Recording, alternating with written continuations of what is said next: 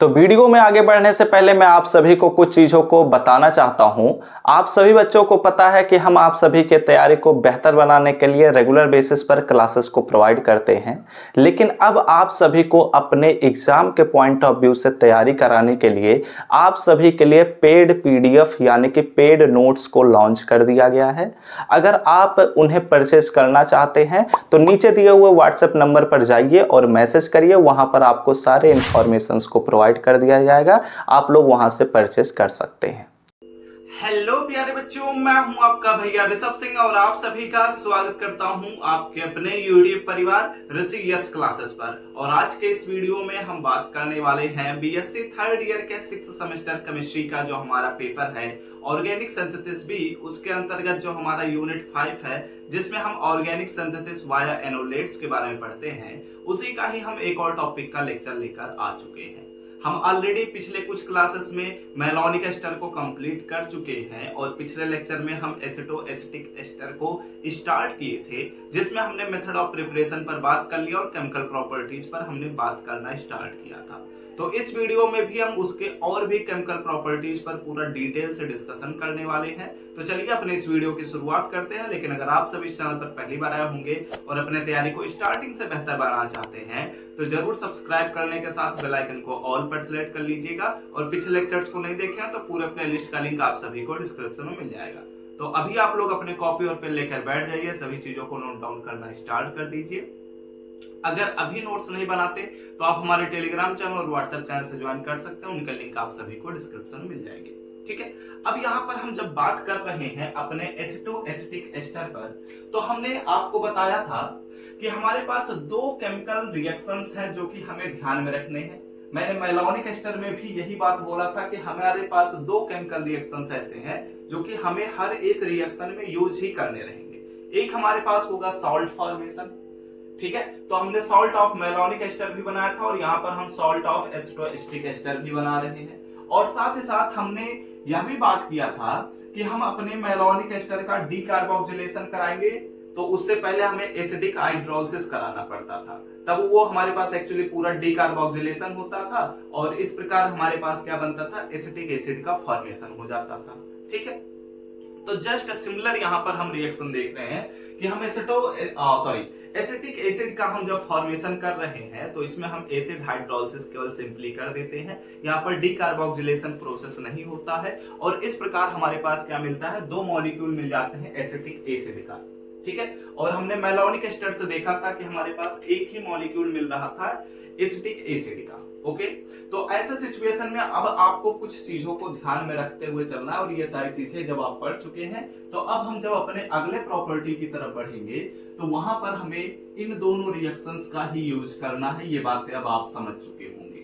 ठीक है, तो अब इसको मैं रिकैप नहीं करूंगा, मेलोनिक एस्टर में मैंने किया था, जानबूझकर किया था क्योंकि आपको उस समय उसकी वैल्यू शायद मेरे कहने पर उतना ना समझ में आ रहा हो, लेकिन उसकी वैल्यू ना समझ में आ रहा हो। ठीक है, रिएक्शन तो समझ में ही आ रहा होगा। ठीक है, बट अब आपको यह बात समझ में आ रहा होगा कि हाँ, इसका जरूर उपयोग हम कर रहे हैं। ठीक है, तो यही सही हमारे पास फंडामेंटल चीजें स्टार्ट हो जाती हैं। ओके, तो हमने दो प्रॉपर्टी पर जब बात कर लिया तो अब हम बढ़ते हैं अपने तीसरे प्रॉपर्टी की तरफ और इसमें हम बात कर लेते हैं सिंथेसिस ऑफ, हमने एसिटिक एसिड पर बात कर लिया, दो कार्बन हो चुके हैं, तो अब बात करते हैं अपने तीसरे कार्बन पर जिसमें हम डिस्कस करेंगे प्रोपेनोइक एसिड के बारे में। ठीक है, यानी कि हम प्रोपेनोइक एसिड का फॉर्मेशन कैसे कर सकते हैं, अब इसके लिए हम बात करना स्टार्ट करते हैं। चलिए देखते हैं, एक एक करते हुए समझते हैं। ठीक है, रिएक्शन से ही बातें करेंगे क्योंकि रिएक्शन ही सभी चीजें बोलेंगी। ठीक है, सेंटेंस तो हम रिएक्शन के थ्रू बनाते हैं, तो अगर आप बनाना चाहते हैं तो बना सकते हैं रिएक्शंस के थ्रू, बट आप जब ये रिएक्शंस लिखने के लिए बैठेंगे ना तो आपके पास एग्जाम में टाइम ही नहीं रहेगा, तो आप फटाफट से रिएक्शंस ही लिखेंगे, सेंटेंस को नहीं बनाएंगे। ठीक है, चलिए खैर आइए बात करते हैं। अगर हम मेलोनिक एस्टर ले रहे हैं, एसिटो एसिटिक एस्टर ले रहे हैं क्योंकि मेलोनिक एस्टर तो कंप्लीट हो चुका है, तो ध्यान रखना कि हमारे पास मेलोनिक एस्टर हो या फिर एसिटो एसिटिक एस्टर हो, इन दोनों के ही जो केमिकल प्रॉपर्टीज हैं वो लगभग सिमिलर ही हैं, बस यहाँ पर थोड़ा बहुत डिफरेंस है। ठीक है, और हर एक कंपाउंड को हम फॉर्म करेंगे, जितने भी कंपाउंड्स को हमने मेलोनिक एस्टर से फॉर्म किया था उतने ही कंपाउंड हमारे एसिटोएस्टिक एस्टर से भी फॉर्म होंगे। ठीक है, तो एक एक करते हुए सारी चीजों को ध्यान देते हुए चलिए। अब यहाँ पर हम क्या करेंगे, सबसे पहला स्टेप बिल्कुल समझ गए होंगे आप लोग हम क्या करने वाले हैं। यहाँ पर हम सोडियम एथॉक्साइड से रिएक्शन कराएंगे, यानी कि एक स्ट्रॉन्ग एसिड के साथ एक स्ट्रॉन्ग बेस के साथ हम रिएक्शन कराएंगे। और यह अगर ध्यान से देखें तो यह एक एक्टिव मिथाइलिन कंपाउंड है। तो जब हमारे पास एक्टिव मिथाइलिन कंपाउंड होता है तो इसमें हमारे पास जो हाइड्रोजन होता है वह एसिडिक होता है। तो इस वजह से यह क्या करेगा, हमारे पास एसिड एंड बेस सॉल्ट का फॉर्मेशन करेंगे और साथ ही साथ यहाँ पर हमारे पास निकल जाएगा C2H5OH। ठीक है, तो इट मीन्स दैट कि हमारे पास, हम जानते हैं कि हमारे पास जब सॉल्ट फॉर्मेशन हो रहा था तो हमने देखा था कि यहाँ पर तो कुछ नहीं बदला होगा, यहीं पर ही बदला होगा। तो इस प्रकार यहाँ पर हो रहा था CH3 C double bond O single bond CH and यहाँ पर आ जाता था Na एंड यहाँ पर हमारे पास बन जाता था C double bond O and यहाँ पर हमारे पास OC2H5। ठीक है, मैं इसको एक्सपेंड करते हुए लिख रहा हूँ, आप लोग सॉल्ट करते भी लिख सकते हैं। ठीक है, मैं तो C_OH भी लिखा जा सकता है, यहाँ पर भी आप सॉल्ट कर सकते हैं CH3CO। ठीक है, तो मैं फिलहाल एक्सपेंड करते हुए लिख रहा हूँ, बट हो सकता है आगे चलते हुए रिएक्शन में मैं सॉल्ट भी कर दूं। ठीक है, अब यहाँ पर हम क्या करेंगे, बिल्कुल सही समझे, अगर समझ गए हैं तो, नहीं समझे हैं तो ठीक है, खैर ध्यान दीजिएगा। अब यहाँ पर अगर हम बात करते हैं तो हमें प्रोपेनोइक एसिड का फॉर्मेशन करना है और हम जानते हैं कि हमारे पास एक एसिटोएसिटिक एस्टर का मॉलिक्यूल है, तो उससे हम अपने एसिटिक एसिड का फॉर्मेशन कर सकते हैं। तो हमें अगर इसके प्रोपेनोइक एसिड का फॉर्मेशन करना है तो यहाँ पर हमें क्या करना पड़ेगा, एक एल्किल हैलाइड से रिएक्शन कराना पड़ेगा और इस प्रकार का एल्किल हैलाइड हमें चूज करना पड़ेगा जिसमें हमारे पास एक ही कार्बन प्रेजेंट हो। ठीक है, तो ऐसे सिचुएशन में हमारे पास यह जो सोडियम है और यह जो ब्रोमीन है, यह सोडियम ब्रोमाइड के रूप में क्या होगा, बाहर निकल जाएगा, यानी कि NaBr के रूप में हमारे पास बाहर निकलेगा। तो हमारे पास क्या बचेगा, यह जो CH3 है वो डायरेक्ट उस कार्बन से जुड़ जाएगा, तो यहाँ पर हमारे पास मिलेगा CH3CO एंड यहाँ पर मिलेगा CH। ठीक है, CH और यहाँ पर हमारे पास हो जाएगा CH3 एंड यहाँ पर हमारे पास हो जाएगा COOC2H5। ठीक है, अब यहाँ पर हम क्या कराएंगे, अब हम अगर बात कर रहे हैं तो मैलोनिक एस्टर में तो हम इसका डीकार्बोक्सिलेशन कराने लगते थे और डीकार्बोक्सिलेशन से पहले हम एसिडिक हाइड्रोलिसिस करा रहे थे, बट वहां पर मैं नॉर्मली आपसे बोल रहा था कि हम डायरेक्ट डीकार्बोक्सिलेशन करा रहे हैं। ठीक है, वैसे वहां पर भी ये स्टेप हम कर रहे थे, बट यहाँ पर हम डीकार्बोक्सिलेशन नहीं, यहाँ पर हम एसिडिक हाइड्रोलिसिस ही कराएंगे। ठीक है, तो चलिए अब यहाँ पर अगर हमें इसका एसिडिक हाइड्रोलिसिस कराना है तो क्या होगा, यहाँ पर हम सिंपली जानते हैं कि पहले तो हमें लेना पड़ेगा KOH, देन हमारे पास दूसरे पॉइंट के तौर पर हमें लेना पड़ेगा डाइल्यूट HCl। ठीक है, तो इस प्रकार हम जानते हैं कि यह बॉन्ड यहाँ से ब्रेक होगा, यहीं से ब्रेक होगा ना ये बॉन्ड, तो इस प्रकार हमारे पास क्या मिलेगा, -C2H5OH के रूप में बाहर निकलेगा। ध्यान रखना वहां पर दो मॉलिक्यूल एथिल अल्कोहल के बाहर निकल रहे थे, यहाँ पर एक ही मॉलिक्यूल एथिल अल्कोहल का बाहर निकलेगा।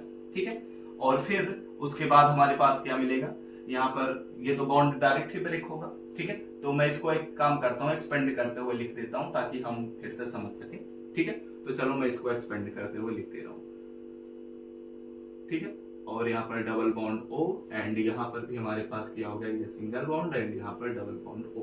ठीक है, तो हमने पिछले रिएक्शन में यह डिस्कस कर लिया है कि यह बॉन्ड यहाँ से ब्रेक होगा और यह बॉन्ड यहाँ से ब्रेक होगा। ठीक है, तो यहाँ पर एथिल अल्कोहल बदल चुका है, यहाँ पर हमारे पास क्या आ जाएगा, यहाँ पर H यहाँ से जुड़ेगा, इस कार्बन से एक H जुड़ेगा एंड यहाँ से OH जुड़ेगा। तो इस सिचुएशन में हमारे पास क्या बन जाएगा, यह बन जाएगा CH3 सिंगल बॉन्ड CH2। ठीक है, ये CH3 then CH2 then COOH। ठीक है, COOH में बदल जाएगा। ओके, एंड यहाँ पर अगर हम बात करते हैं तो प्लस में हमारे पास मिल रहा है CH3 एंड यहाँ पर हमारे पास OH जाकर जुड़ेगा, तो ये हमारे पास हो जाएगा COOH। ठीक है, तो हमने क्या देखा कि हम अपने एसिटोएसिटिक एस्टर से, ठीक है, यहाँ पर आप लोग नाम लिख लीजिएगा, वैसे हम हर बार नहीं लिखेंगे इसका नाम, लेकिन अगर एग्जाम में आप लिखते हैं तो आप हर बार नाम लिख दीजिएगा, उससे आपका थोड़ा नंबर बढ़ जाएगा। ठीक है, और यहाँ पर हमारे पास क्या मिलेगा, ये अगर ध्यान दिया जाए तो 3 कार्बन है और साथ ही साथ यह एसिडिक नेचर का है, साथ ही साथ इसमें सिंगल बॉन्ड्स प्रेजेंट है, इसलिए इसका नाम हो जाएगा प्रोपेनोइक एसिड। ठीक है, और कार्बोक्सिलिक एसिड है इसलिए हमारे पास यह हो जाएगा ओइक एसिड। ठीक है, और यहाँ पर तो हमारे पास एसिटिक एसिड मिलेगा ही मिलेगा। ठीक है, तो अब यहां से एक बात और ध्यान से सुनना, मेरी बातों को गौर फरमाना। देखो बच्चों, हम जब मैलोनिक एस्टर बना रहे थे, मैलोनिक एस्टर से जब हम कंपाउंड्स का फॉर्मेशन कर रहे थे, तो हम देख रहे थे कि हमारे पास लास्ट में जो फाइनल प्रोडक्ट मिल रहा है वह केवल सिंगल प्रोडक्ट मिल रहा था, और उसके साथ साथ हमारे पास KCl C2H5OH मिल रहा था, जो कि इसमें भी मिलेगा। बट इसमें एक बात यह ध्यान रखना है कि यहाँ पर हमारे पास जो फाइनल प्रोडक्ट है वो तो मिलेगा ही मिलेगा, उसके साथ साथ हमारे पास एक ऐसा भी कंपाउंड मिलेगा जो कि रहेगा एसिटिक एसिड, और यह लगभग ऑलमोस्ट हर एक रिएक्शन में देखने को मिलने वाला है। ठीक है, तो ये बातें आपको समझ में आनी चाहिए, ध्यान में रखना पड़ेगा। और ये हमने बात कर लिया कि प्रोपेनोइक एसिड का फॉर्मेशन कैसे हुआ। ओके, तो take the screenshot, then we are going to discuss our next reaction. यहाँ पर हमने डिस्कस किया प्रोपेनोइक एसिड, और अब हम बात करेंगे ब्यूटेनोइक एसिड। ठीक है, तो आप लोग समझ ही गए होंगे कि अब यहाँ पर हम क्या करेंगे, स्क्रीनशॉट हो ही चुका होगा।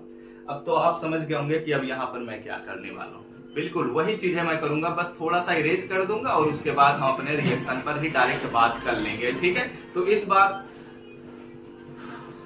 थोड़ा सा एक्सटर्नल साउंड शायद आप सभी को सुनाई दिया होगा, प्लीज उसे इग्नोर करिएगा।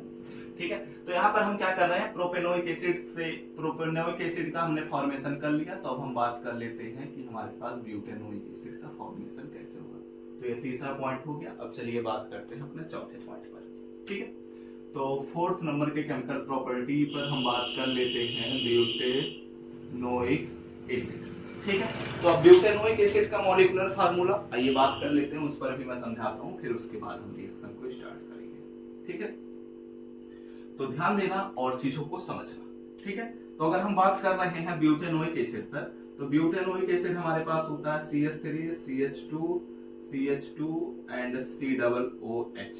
ठीक है, 4 कार्बन है इसलिए ब्यूट हो गया, और हर एक कार्बन सिंगल बॉन्ड से जुड़ा है इसलिए एन हो गया, तो ब्यूटेन। और हमारे पास कार्बोक्सिलिक एसिड होने की वजह से यहाँ पर ओइक हो गया। ठीक है, तो इस वजह से इसको हम क्या कहेंगे, ब्यूटेनोइक एसिड। ठीक, अच्छी बात है, ब्यूटेनोइक एसिड हम कह रहे हैं।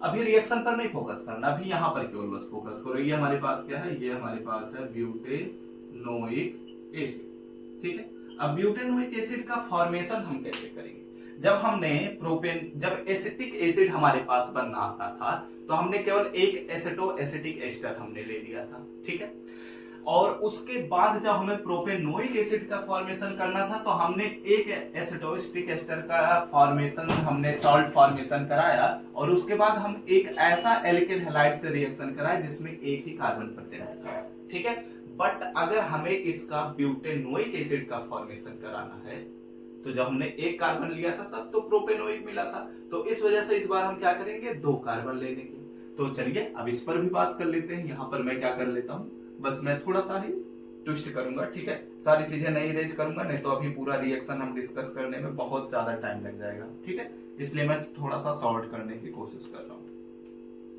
तो यहाँ पर आप लोग लिख लीजिए कि हमारे पास CH3 CH2 एंड यहाँ पर हो जाएगा हमारे पास Br, तो NaBr हमारे पास बाहर ही निकलेगा, बट हमारे पास जो यह प्रोडक्ट मिल रहा है इसमें हमारे पास क्या मिल जाएगा, यहाँ पर हो जाएगा CH2 एंड हमारे पास हो जाएगा CH3। ठीक है, ये हमारे पास पोर्शन आकर यहाँ पर जुड़ जाएगा। एंड देन हमारे पास जो ब्रेकिंग हो रहा है, जब इसका हम एसिडिक हाइड्रोलिसिस करा रहे हैं तो जो ब्रेकिंग होगा वो हमारे पास C2H5OH के रूप में ही बाहर निकलेगा, और यह एसिटिक एसिड के रूप में ही बाहर निकलेगा। तो यहाँ पर मैं लिख दे रहा हूँ CH3 COOH, यह क्या हो जाएगा, एसिटिक एसिड बाहर निकल गया। और यहाँ पर अगर ध्यान दिया जाए तो यह CH3 हो गया, यह CH2 हो गया, एंड यहाँ पर एक हाइड्रोजन जाकर जुड़ जाएगा तो CH2 हो जाएगा, एंड यहाँ पर CO मिल रहा है और एक OH आकर जुड़ जाएगा। तो इस प्रकार हमारे पास क्या बन जाएगा, CH3 CH2 CH2 COOH। ठीक है ना, इतनी बातें आपको समझ में आ चुका होगा कि हमने कैसे किया, ब्यूटेनोइक एसिड का फॉर्मेशन कैसे किया। तो इसी प्रोसेस के द्वारा ही हम क्या कर सकते हैं, अपने प्रोपेनोइक एसिड का फॉर्मेशन कर सकते हैं, ब्यूटेनोइक एसिड का भी फॉर्मेशन कर सकते हैं, और इसी प्रोसेस के ही द्वारा हम क्या करेंगे, अपने पेंटोनोइक एसिड का भी फॉर्मेशन करेंगे। तो ये कैसे होगा, अब चलिए उस पर भी हम बात कर लेते हैं। ठीक है, सेम प्रोसेस ही है, तो मैं बस जो जरूरत की चीज है उसे ही बस मैं इरेज कर रहा हूँ। ठीक है, और सारी चीजें हम छोड़ दे रहे हैं क्योंकि हमारा टाइम बच जाएगा इससे। ठीक है, तो चलिए अब हम बात करते हैं अपने पांचवें रिएक्शन पर, पांचवें केमिकल प्रॉपर्टी पर, जिसमें हम बात करेंगे सिंथेसिस ऑफ पेंटेनोइक एसिड। ठीक है, तो पेंटेनोइक एसिड। अब पेंटेनोइक एसिड पर अगर हम बात करते हैं तो हमारे पास जो एसिटो एसिटिक एस्टर है वो पहले क्या करेगा, एक सोडियम मेथॉक्साइड से रिएक्शन करेगा, जिसकी वजह से एक अल्कोहल मॉलिक्यूल बाहर निकालेगा और उसकी वजह से हमारे पास क्या होगा, हमारे पास एसिटो एसिटिक एस्टर का सॉल्ट फॉर्म हो जाएगा। ठीक है, फिर उसके बाद हम क्या करेंगे, इसका हम ट्रीटमेंट एक ऐसे एल्किल हैलाइड से रिएक्शन कराएंगे जिसमें कम से कम 3 कार्बन प्रेजेंट होने चाहिए। वैसे कम से कम क्या होता है, 3 ही कार्बन प्रेजेंट होने चाहिए, तब जाकर हमारे पास फॉर्म हो सकता है। तो इसलिए हम क्या करेंगे, CH3 CH2 CH2 एंड यहाँ पर हो जाएगा Br। ठीक है, अब इसके द्वारा हमारे पास क्या होगा, या जो सॉल्ट होगा वह इस एल्किल हैलाइड से जब रिएक्शन कराएगा तो NaBr के रूप में बाहर निकल जाएगा और इस प्रकार हमारे पास जो प्रोडक्ट मिलेगा वह क्या बन जाएगा। क्योंकि हम जानते हैं कि यह जो सिंगल बॉन्ड है वह इस कार्बन से जाकर जुड़ जाएगा, तो हमारे पास 3 कार्बन जुड़ने चाहिए। ठीक है, तो एक कार्बन दूसरा कार्बन और यहाँ पर हमारे पास हो जाएगा CH2 एंड यहाँ पर हमने लिख दिया CH3। ठीक है, मैं ऐसे कर दे रहा हूं। अब यहाँ पर क्या किया मैंने, अब इसका हम एसिटिक हाइड्रोलिसिस करा देंगे। ठीक है, पेंटेनोइक एसिड के बारे में हम जानते ही हैं कि क्या होता है, 5 कार्बन प्रेजेंट होने चाहिए और इस प्रकार से हमारे पास एक फंडामेंटल स्ट्रक्चर होना चाहिए। ठीक है, तो इस प्रकार हमारे पास क्या होगा, इसका जब हम एसिडिक हाइड्रोलिसिस कराएंगे तो यह एथिल अल्कोहल के रूप में बाहर निकल जाएगा, यह एसिटिक एसिड के रूप में बाहर निकल जाएगा और ये जो बीच वाला पोर्शन है यह किस में बदल जाएगा, यह पेंटेनोइक एसिड में बदल जाएगा। तो पेंटेनोइक एसिड का हम यहाँ से लिख लेते हैं, यहाँ पर हमारे पास हो जाएगा CH3, देन हमारे पास हो जाएगा CH2 एंड यहाँ पर CH2 CH2 COOH। ठीक है, और इस प्रकार से हमारे पास क्या हो जाएगा, यह पेंटेनोइक एसिड का फॉर्मेशन हो जाएगा। ठीक है, तो इस प्रकार बातें समझ में आ चुकी होंगी कि पेंटेनोइक एसिड का भी फॉर्मेशन कैसे कर रहे हैं। तो यहां से एक बात आपको ध्यान रखना है, पहले 3 चीजों का स्क्रीनशॉट लीजिए, उसके बाद मैं समझाता हूं अगली चीजों का। ठीक है, और अच्छा चलो पहले स्क्रीनशॉट लो, फिर मैं बात करता हूं और भी क्या क्या चीज है मैं समझाने वाला हूं। देखो बच्चों, हमने क्या देखा कि हम propanoic acid, butanoic acid, pentanoic acid का फॉर्मेशन एक ही प्रोसेस के द्वारा कर ले जा रहे हैं। तो अगर हमें हेक्सानोइक एसिड का भी फॉर्मेशन करना है तो हम बिल्कुल सेम प्रोसेस अप्लाई करेंगे, चाहे हेप्टेनोइक एसिड का फॉर्मेशन करना हो, चाहे ऑक्टेनोइक एसिड का फॉर्मेशन करना हो, हम सेम प्रोसेस अप्लाई करेंगे। और हर बार आप एक बात को ध्यान दे रहे होंगे कि हमारे पास acetic acid as a side product निकल ही जा रहा है। ठीक है, हर एक रिएक्शन में एसिटिक एसिड हमारा एज अ साइड प्रोडक्ट के रूप में बाहर निकलेगा, तो उसके लिए आपको परेशान होने की जरूरत नहीं है, जो हमारा मेन प्रोडक्ट है उसी पर ही फोकस करना है।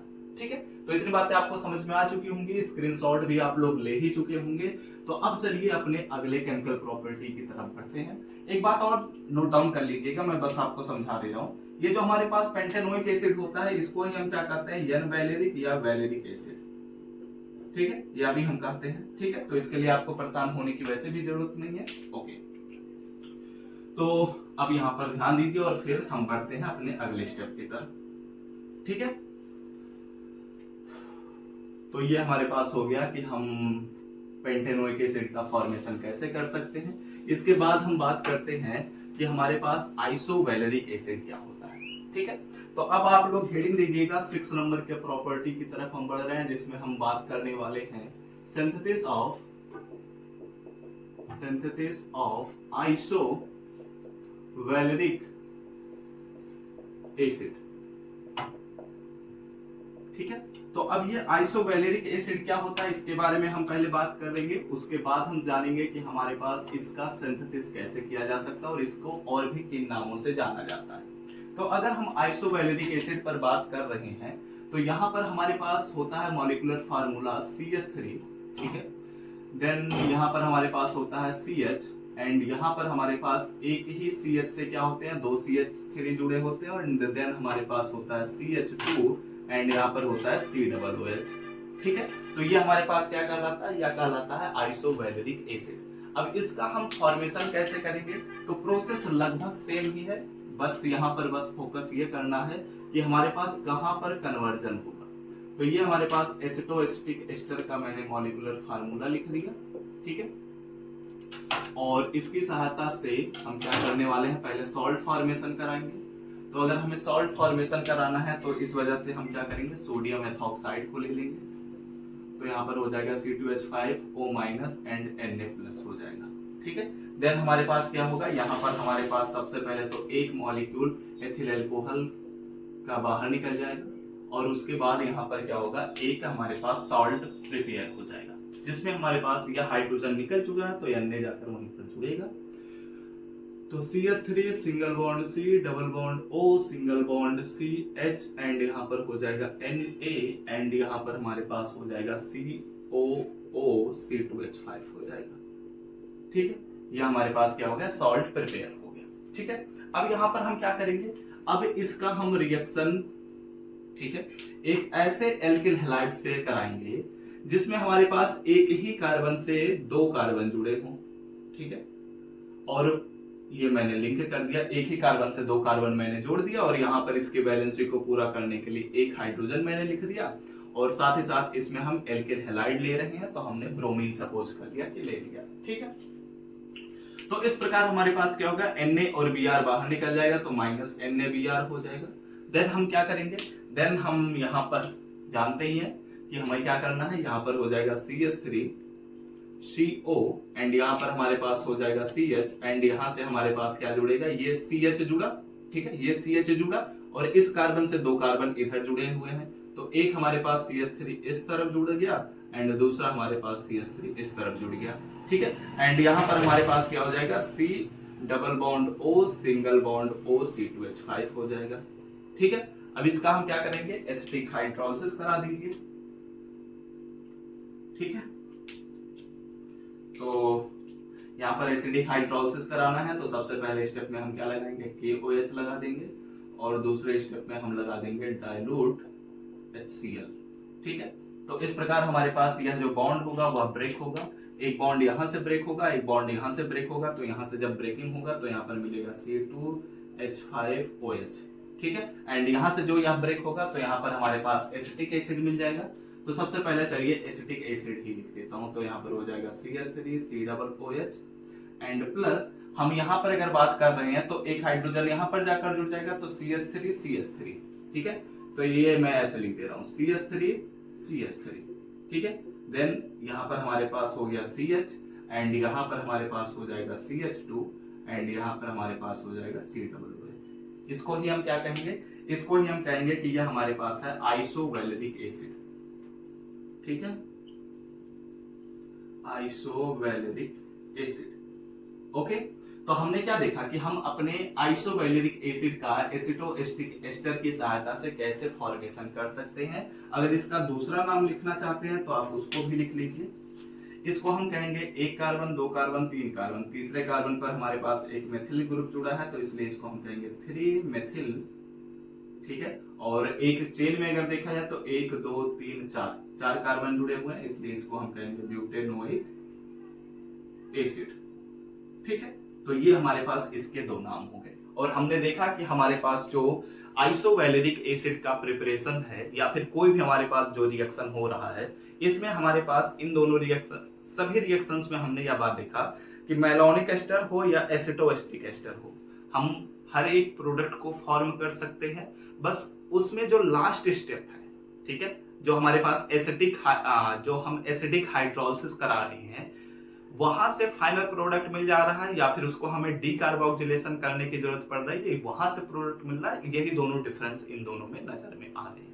ठीक है, तो इट मीन्स दैट कि हमें अगर एसिटोएस्टिक एस्टर से किसी भी प्रोडक्ट का फॉर्मेशन करना है तो उसको हीट देने की आवश्यकता नहीं है, जबकि हमें मैलोनिक एस्टर से अगर किसी भी प्रोडक्ट का फॉर्मेशन करना है तो ऐसा सिचुएशन में हमें हीट देना पड़ जा रहा है।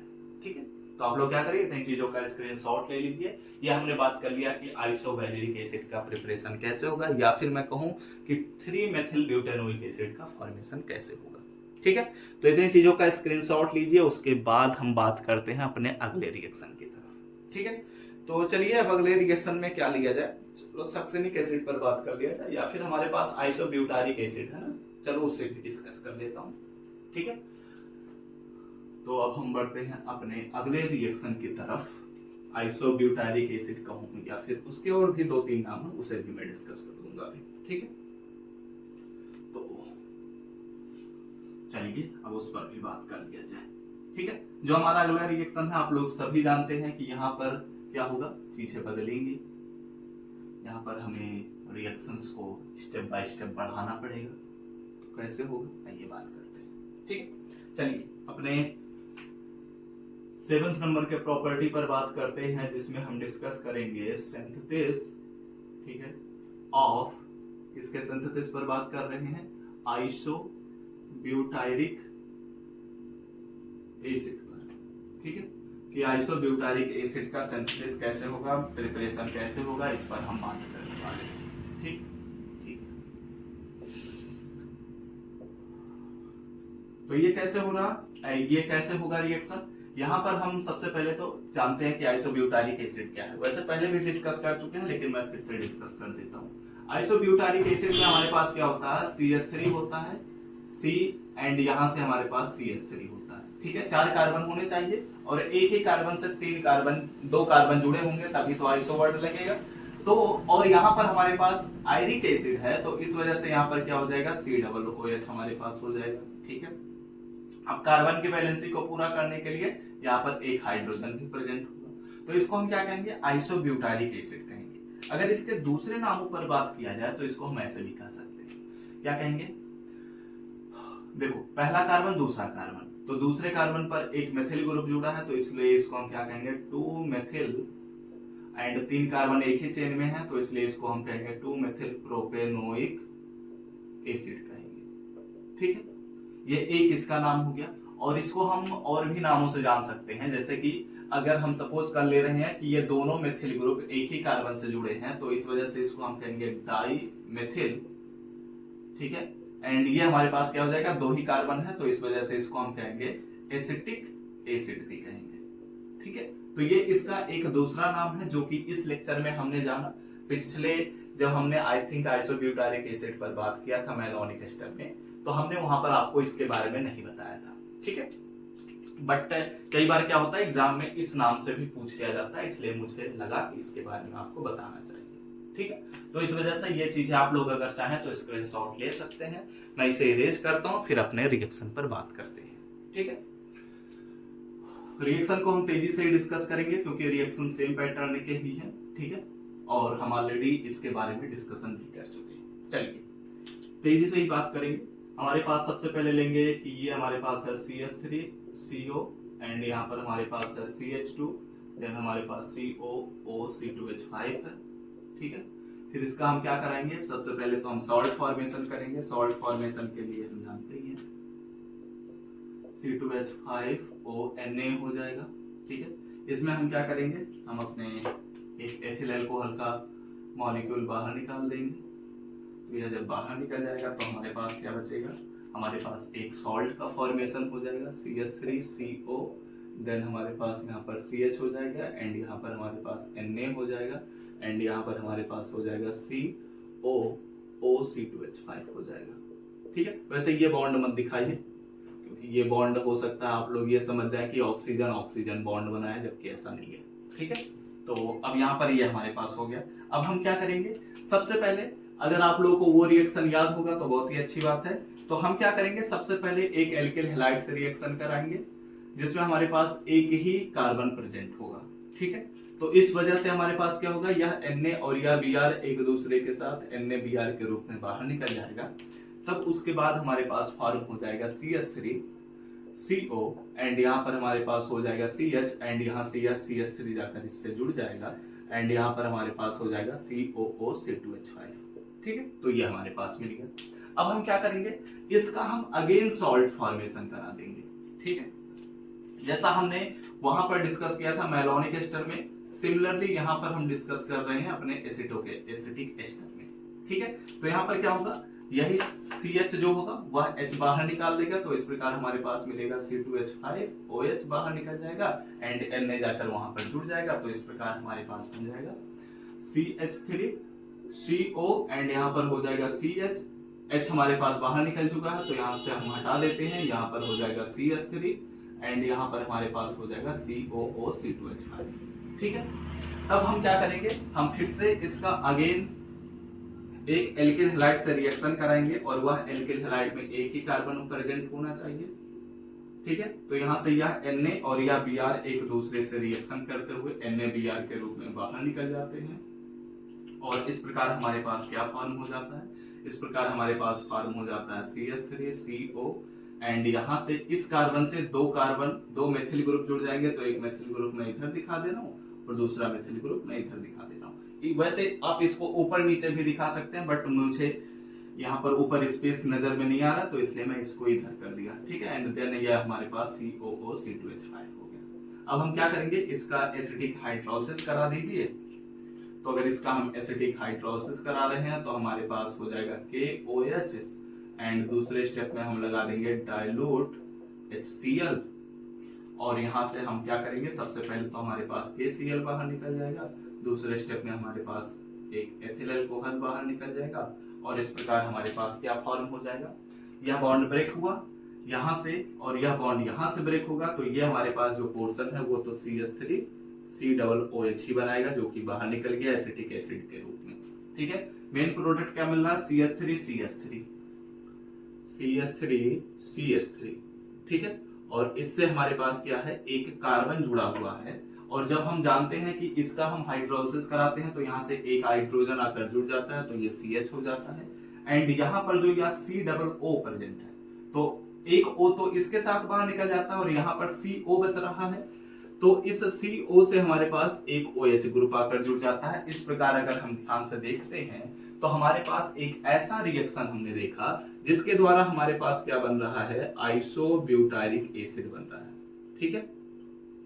आइसोब्यूटायरिक एसिड और आइसोब्यूटायरिक एसिड को ही हम दूसरे नाम से जानते हैं डाई मेथिल एसिटिक एसिड, ठीक है, एसिटिक एसिड। इसका दूसरा नाम लिख लीजिएगा क्योंकि ये एग्जाम में पूछ लिया जाता है कई बार इस नाम से, ठीक है। तो आप लोग क्या करिए, इन चीजों का स्क्रीनशॉट ले लीजिए। अभी हमारे पास बहुत सारे केमिकल प्रॉपर्टीज हैं जिन्हें हमें डिस्कस करना है, बट इस रिएक्शन में तो इस लेक्चर में तो हम डिस्कस कर नहीं पाएंगे। एक बात और ध्यान रखना, इसका तीसरा नाम भी जो हमारे पास है जो मैंने आपको बताया है वो भी लिख लीजिएगा, ठीक है। क्योंकि हो सकता है उस नाम से पूछ लिया जाए तो ऐसा मत करने लग जाइएगा कि सर जी पढ़ा ही नहीं थे।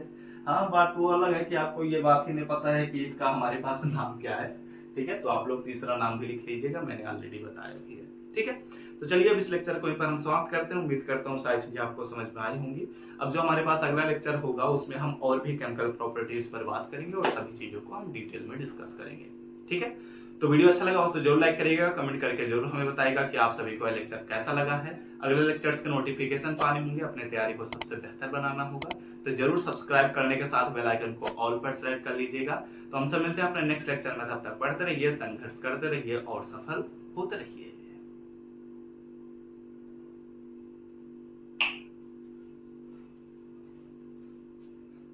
कि जैसा कि आप सभी बच्चों को पता है कि हम आप सभी के तैयारी को बेहतर बनाने के लिए रेगुलर बेसिस पर क्लासेस को प्रोवाइड करते हैं, बट अब आप सभी के तैयारी को और भी बेहतर बनाने के लिए, एग्जाम के पॉइंट ऑफ व्यू से तैयारी कराने के लिए आप सभी के लिए हमने पेड नोट्स को भी लॉन्च कर दिया है। अगर आप उन पेड नोट्स को परचेज करना चाहते हैं तो आप हमारे व्हाट्सएप नंबर पर कॉन्टेक्ट करिए जो कि आप सभी को स्क्रीन पर शो हो रहा होगा। वहां पर आपको हमारी टीम आपसे कॉन्टेक्ट करेगी और आपको सभी चीज़ों का इंफॉर्मेशन प्रोवाइड कर दिया जाएगा।